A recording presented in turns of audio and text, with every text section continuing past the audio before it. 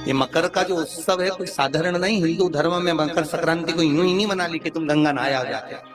और कितने सौभाग्यशाली हो रहे शिवजी नारायण वाले कि गंगा यहीं आ गई शंकर जी के साथ। नहा लो, मौका मिल रहा है, इतने उपाय मिल रहे हैं, कर लो, अपने जीवन को सार्थक बना।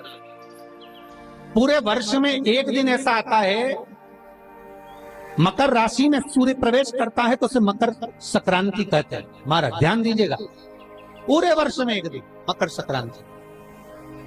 अच्छा, कई लोग कहते हैं कि सूर्य की उत्तरायण का क्रम है, ये क्रम है, ये पूजन का क्रम है, तिल्ली के लड्डू का क्रम है, लड्डू बना लो तिल्ली का, इसका क्रम है। पर अगर स्कंद पुराण उठाओ तो स्कंद पुराण में अगर मकर संक्रांति के क्रम को यदि पढ़ोगे तो मालूम पड़ेगा कि पूरे वर्ष में एक दिन ऐसा था जिस दिन भगवान शिव और नारायण ये दोनों, इसलिए आज भी हिंदू धर्म में गुड़ के लड्डू तिल्ली के साथ मिलाते हैं। क्यों? उसका कारण कि शंकर और नारायण ये दोनों एक ही दिन, एक ही पल गंगा का स्नान करने के लिए, एक नारायण को लेकर भगवान शिव।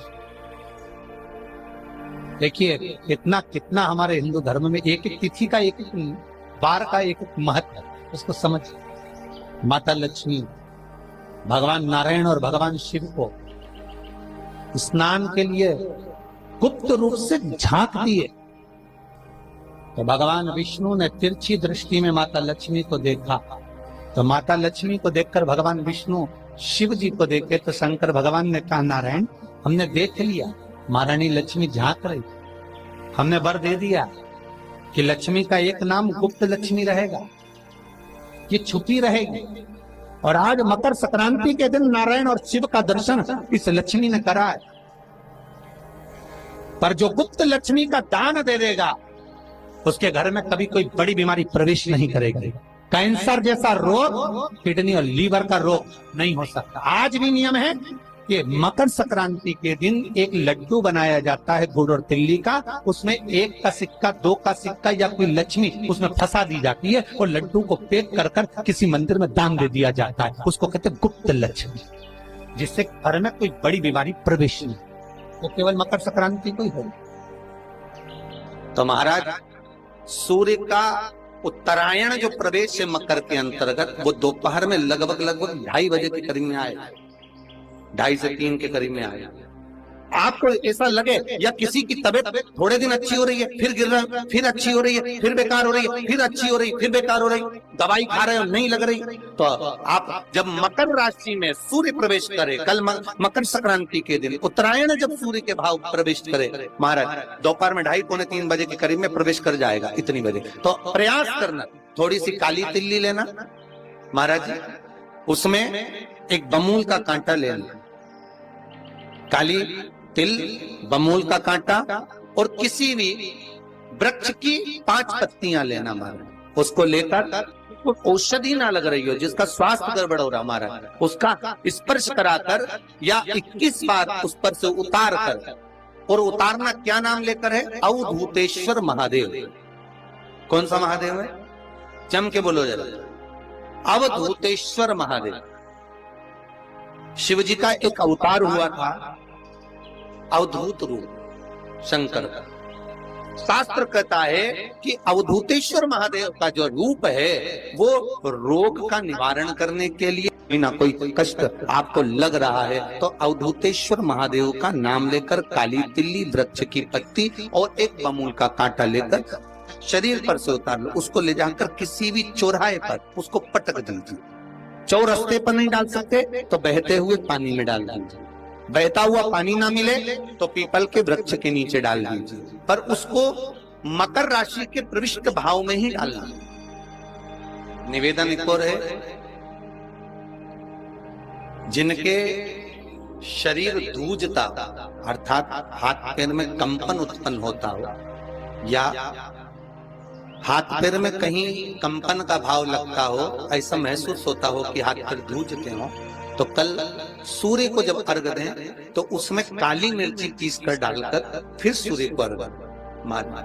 अर्घ देने के बाद में जो जल आप जमीन पर छोड़ेंगे उसका भाग थोड़ा सा अपने शरीर पर लगा लेंगे, जहां जहां पर कंपन उत्पन्न होता है। या कोई डॉक्टर आपको बोल रहा है कि बाईपास करवाना पड़ेगा या कोई नस चोक हो गई हो, तो उस स्थान पर भी आप उस जगह पर भी उस जल को अवश्य लगाएं, काली मिर्ची का पिसा। कितनी प्रतीक्षा करते करते करते करते करते करते भीष्म पितामह उत्तरायण का इंतजार करते रहे, कितनी प्रतीक्षा करते रहे।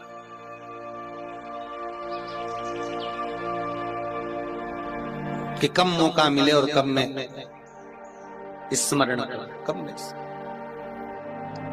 शुगर वाले जीव जिनकी शुगर ऊंची नीची हो रही हो, ज्यादा शुगर की परेशानी आ रही हो और इंजेक्शन लेना पड़ रहा हो, उनके लिए निवेदन है काली तिल्ली कल के लिए ये खास तौर से, बाकी के शुगर के लिए तो उपाय और बाद में बता देंगे, पर कल के लिए जो करना चाह रहे हैं, जिनकी शुगर लेवल में नहीं आ रही, काली तिल्ली शंकर भगवान के शिवलिंग पर समर्पित कर दो और उस काली तिल्ली को जब शिव जी पर चढ़ाएं तो महाराज हाटकेश्वर महादेव का नाम लेना है। कौन से महादेव? हाटकेश्वर महादेव का नाम लेना है और शंकर भगवान पर काली तिल्ली चढ़ाते जाना है। उसमें कंकर नहीं हो, सफेद तिल्ली का एक भी दाना नहीं हो, इसका ध्यान रखिए। उस काली तिल्ली को चढ़ा दीजिए। हाटकेश्वर महादेव का स्मरण कर कर किसी को जल ना चढ़ाने देना है उस समय पर जब आप शंकर जी को चढ़ाएं, और भगवान शंकर की हाटकेश्वर महादेव का स्मरण कर कर 108 रुद्राक्ष से मनके से माला जप लो। वहीं शंकर चढ़ी रहने देना तिल्ली, उसी तिल्ली को वापिस कटोरी में उठा कर लिया। 3 दिन तक लगातार उसको थोड़ा थोड़ा कर कर सुबह के समय खाली पेट खाइए, शुगर लेवल पर आ जाएगी महाराज, आपकी शुगर हाई ऊंची नीची नहीं जाएगी। हाटकेश्वर महादेव का स्मरण। मकर का उत्सव, मकर संक्रांति का सुख मिला मौका तो उसको करो। कल मकर संक्रांति है,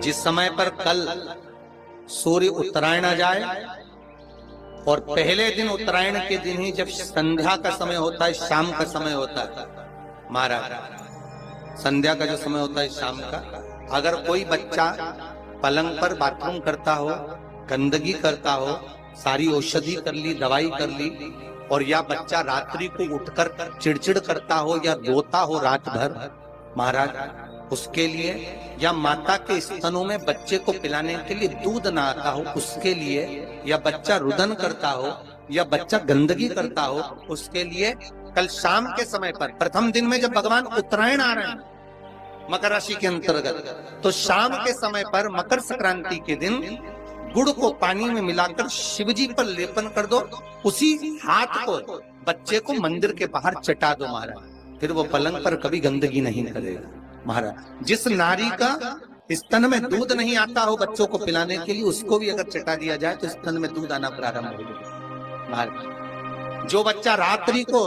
रोता हो, जाग जाता हो, उसको भी अगर वो हाथ चटा दिया जाए तो वो काम करता है महाराज। ये कल के दिन करके देखना, बाद में बताना जरूर हो।